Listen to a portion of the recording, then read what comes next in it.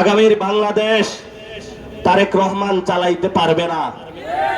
ওনার 6 মাসে উনি প্রস্তুত এবং প্রমাণ করে দিয়েছেন উনি বাংলাদেশ চালানোর পরীক্ষায় ফেল করেছেন।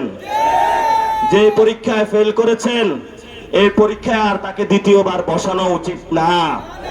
কারণ 18 কোটি মানুষ, এই মানুষের যেই পরীক্ষায় ফেল করে, এই বাসের ড্রাইভার যদি 18 কোটি মানুষকে নিয়ে অ্যাক্সিডেন্ট করে, বাংলাদেশের সার্বভৌমত্ব আর খুঁজে পাওয়া যাবে না। সিকিম চলে গিয়েছে, হায়দ্রাবাদ চলে গিয়েছে, অনেক অঙ্গরাজ্য দখল হয়ে গিয়েছে ভারতের কাছে। আপনারা সিলেটবাসী সঠিক সিদ্ধান্ত নিয়েছিলেন। সেই সময় বলেছিলেন ভারত একটা খুনি রাষ্ট্র, আমি বাঙালি, আমি সিলেটি মানুষ, সিলেটে থাকবো, আমার ভারতে যাওয়ার দরকার নাই।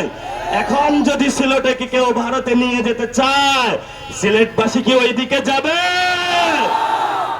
তাহলে সিলেটে যে সীমান্ত হত্যা হয় এগুলো নিয়ে এমপিরা কথা বলে না কেন? সিলেটে যে মাদকের চালান ঢুকে তরুণ প্রজন্মকে নষ্ট করে দিচ্ছে, এগুলা নিয়ে যারা রাজনীতি করে কথা বলে না কেন? বলে না কারণ রাতে ভাগ পায়।